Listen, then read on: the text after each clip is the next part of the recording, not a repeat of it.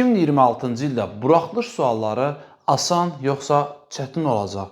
Ehtimallarımız nədən ibarətdir? Ümumiyyətlə bu buraxılış sualları hansı formada düşür və bizim hazırlıq sistemimiz buna uyğundur yoxsa yox? Bugünkü söhbətimiz bu mövzudandır. Sizdən bir istəyim odur ki, səhifəni izləyin və bu arada bizim sıfırdan başlayan onlayn, yəni sürətlənmiş şəkildə onlayn dərs və sınav qruplarımıza qoşulmaq üçün 055 597 0151 yaza bilərsiniz.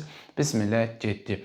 Uşaqlar, bir şeyi bilin ki, son 5 ilin Azərbaycanla testlərini müqayisə edəndə görürsən ki, buraxılış sualları topludan çətin bir səviyyədə deyil. Hətta toplunun içərisində elə sual var ki, buraxılış suallarından çətindir.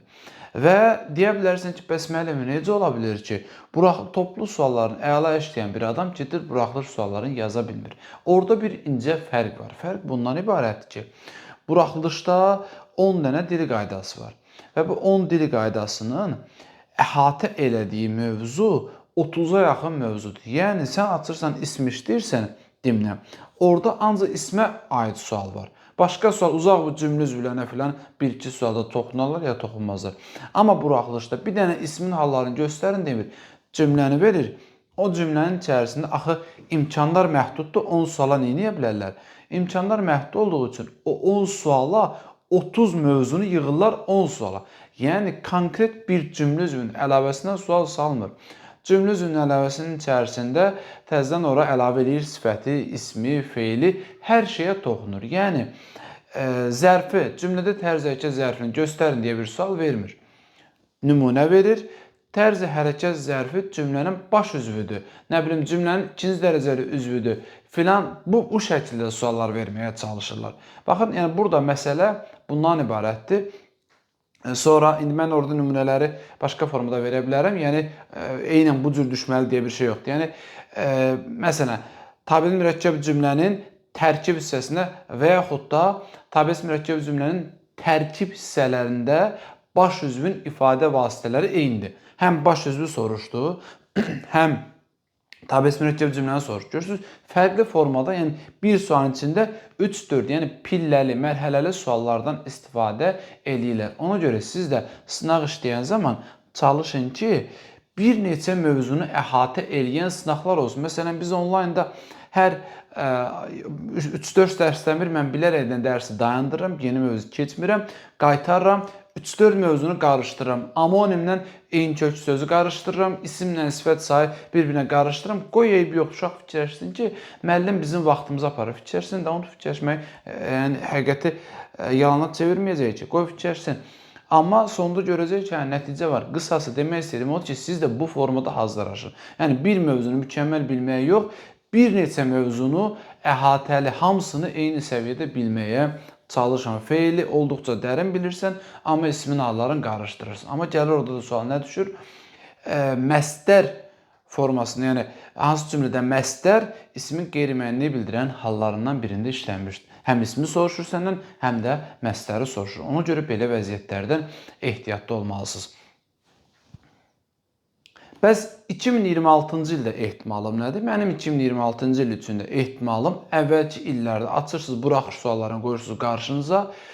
Həmin buraxılış sualları hansı səviyyədədirsə, 2026-da da eyni səviyyəni gözləyirəm. Çünki plan ilə ildən ilə artır. Məsələn, keçən 70 min isə bu ildə 70 və onun bəlkə də artar biraz ya, amma azalacağını düşünmürəm və bu ildə sualların ötən ilki səviyyədə olacağını düşünürəm. Yəni, sən özünü 2024, 23, 25-ci illərdəki buraxılış hansı səviyyədə düşüb, ona uyğun hazırlamalısan.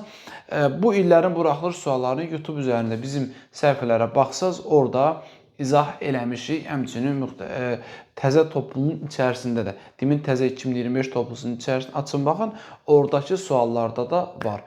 Hə, 10 sualdan 1-2 dənəsi biraz çox qarışıq düşə bilir. Qalan isə topluluğu məsələn 100 testdən 3 dənə, 4 dənə, 10 dənə, yəni hər işlədiyi testdə 90% düz yazan, 80-90% düz yazan şagird elə orada da 80-90% düz yaza bilir.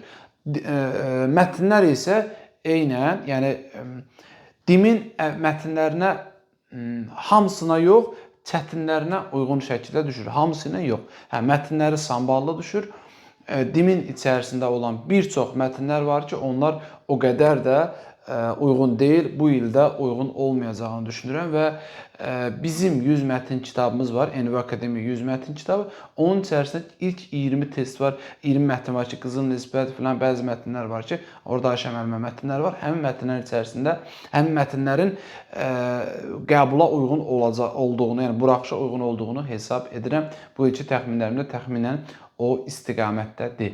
Amma yenə hər bir halda nəticə qazanacağınızı düşünürəm və dediyim kimi bir ümumiləşdirirəm. Əvvəlki illərin buraxılışından daha çətin gözləmirəm. Çünki daha çətin olacağı halda, da bir şey itirməyəcəksiniz. Ballar düşəcək, istədiyiniz balla qəbul olacaqsınız. Üçüncü qruplarda ballar məsələn qalxdı və məsələn buraxış biraz asan oldu, blok biraz asan oldu, bal qalxdı. Bal qalxan kimi avtomatik sən 300 balla qarşısan çöldə. İmtahan çətin olur. Aşağı balla tutaq ki 250 balla, 300 balla qəbul olursan qəşəngcə yerə. Ona görə belə şeylər ümumiyyətlə dərd eləməyin, belə şeylər beyninizə salmayın. Bütün gücünüzlə irəli, ancaq irəli. Bu qədər uşaqlar, hələlik özünüzə yaxşı baxın.